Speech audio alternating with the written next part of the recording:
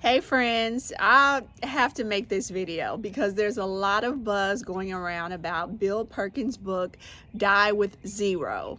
And it's a catchy title, I'm not gonna lie. Die with zero, YOLO, right? Live it up, enjoy your life, and then retire with nothing.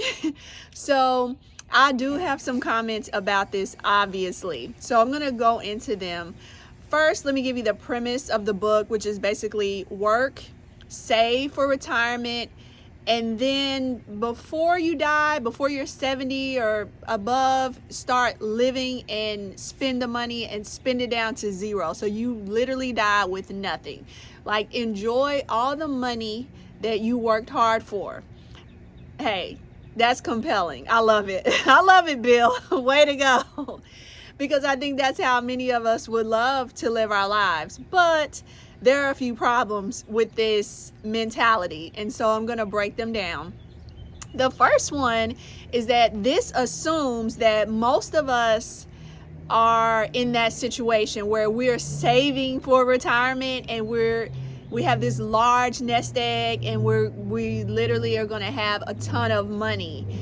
Most of us are not in that boat. All right, so there was a study in 2020 by the Federal Reserve, and then it said that only 1 in 4 Americans had $0 in retirement savings. 1 in 4. So 25% of us in 2020 had no retirement savings as adults. I think that's significant. I really honestly do. And we can think about and talk about the wealth gap, the gender gap, income gaps, and we'll know who those people mainly are who are being left out when it comes to this wealth. So that's my first thing. Most of us are not in this demographic that Bill is talking about. It just is working and saving for retirement, and they get to a middle age and then they can just live it up and have this lavish lifestyle. That's not really a fact for most of us. Even though the study said 1 in 4 didn't have any, of those who did have retirement savings, they felt like they weren't on track. About half of them, about 50% of them didn't feel like they were on track to retire. I work with a lot of women who have nothing in retirement. And most of the women that I work with are in their late 30s, early 40s, up to mid 40s, and they have $0 in retirement. So this book really hit home for me because I'm working directly with women, coaching them to help them build some type of money for retirement because they're behind. They're behind the 8 ball on that. And so I just definitely want to point that out, that there's a large demographic that's not even at the point where they would have enough retirement savings to even live it up. All right, let alone just pay their medical bills in retirement. Now, the second thing that I want to talk about is that you should enjoy the journey. I'm not saying that you shouldn't live while you're saving for retirement. And I think that's probably more the point that Bill is trying to make, that while you are preparing for retirement and preparing for this end of life season where you can go and travel the world and eat at nice restaurants and do whatever it is you want to do, you should do that now. I just don't think you should blow everything that you have. And the book isn't saying that either. But you can live today. And that's why, if you've heard me speak ever, you always hear me say, build your budget based on your values. And when I say values, I mean what's important to you to live your life today. For me, while I was on my fire journey, I traveled the world. I love cruising. You know, I've been on almost 30 cruises, probably more than 30. I just literally stopped counting after 25 cruises. But I've been all around the world, and I traveled significantly when I was on my fire journey. However, I cut in other areas so that I could still save and invest. But the thing that was most important to me was travel and taking my children on experiences. So there was no way in the world I was not going to travel because I'm trying to save and invest for early retirement or retirement period. That just is not the case, and I wouldn't recommend that for anyone. Tomorrow is not promised. With that being said, write down your 1 or 2 top things that are you must do. Maybe 3. Let's say 3 things in life that make life worth living to you. For me, hands down, that's travel. So now that I'm early retired, I travel at least once a month, if not twice a month. What is that for you? That could be going to get your hair done every week. That could be your spa appointments once a month. That could be your happy hour with the girls every Friday. There are certain things that you make your life worth living. Don't cut those things. Do those things if that's important to you. And then it will be easier to cut in other areas, because then you can say, you know what, I really like to travel, but if that means that I don't just shop as much, I don't buy clothes as much, I don't buy shoes as much, or maybe I buy consignment, or maybe that means I'll cook at home more because I know I have this trip coming up on a cruise and I'm going to be eating all this delicious food anyway. It's making choices in your life, but they're not hard choices to make once you decide what's really important to you to do. So once you do that, it's easy to cut in other areas so that you can save for retirement, but then you're also living your life, right? Does that make sense? I hope that makes sense.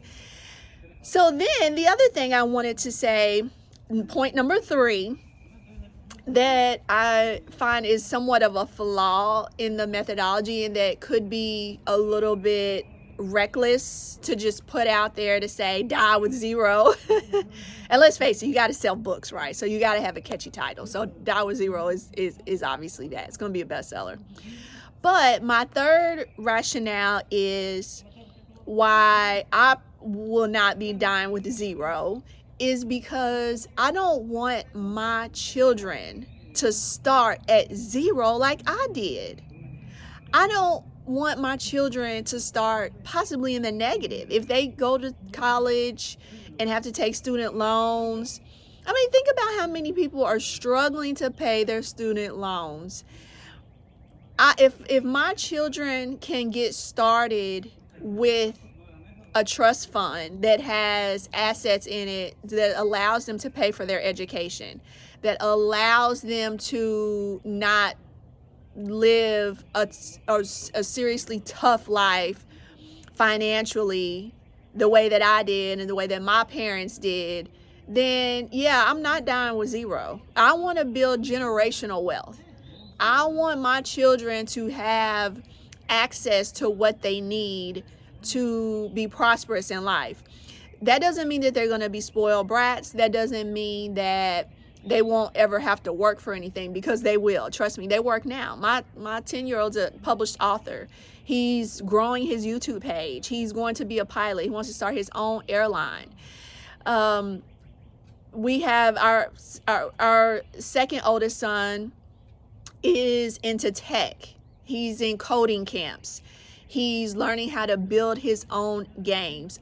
Our youngest, the creative one, he's an artist, and he loves making beats. He loves making music. He loves making art. He can paint. He can draw.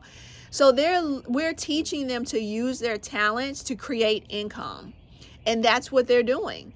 They're learning the value of money, and they're learning how to create opportunities for themselves. So we're instilling those values in them. But guess what? When they're 18 and they want to start a business, they can fund a business. They can self-fund a business. They don't have to be worried about not being able to get a business loan, or being racially discriminated at some point and not getting access to something because of their skin color as Black men. They won't have those worries. And so that's why I will not die with zero. Or I will not die with zero. I will die with wealth that will be passed on to my children, so they will not start at zero. And this is I'm not trying to poke at the book.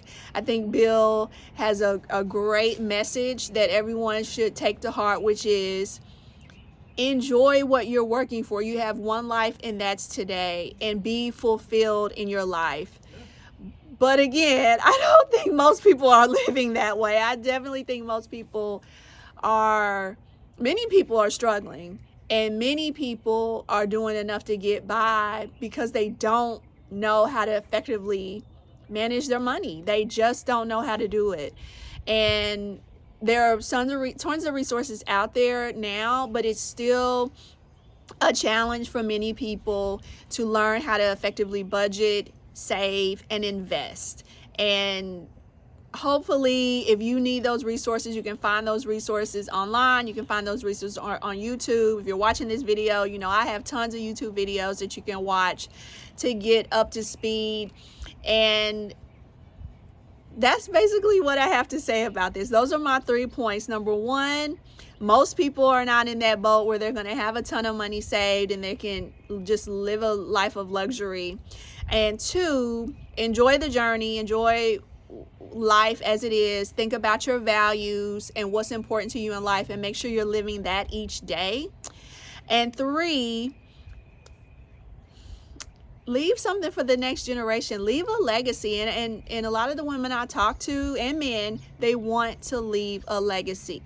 And many times we think about leaving a legacy in terms of life insurance, and that's not the only way. And there are other ways to leave a financial legacy.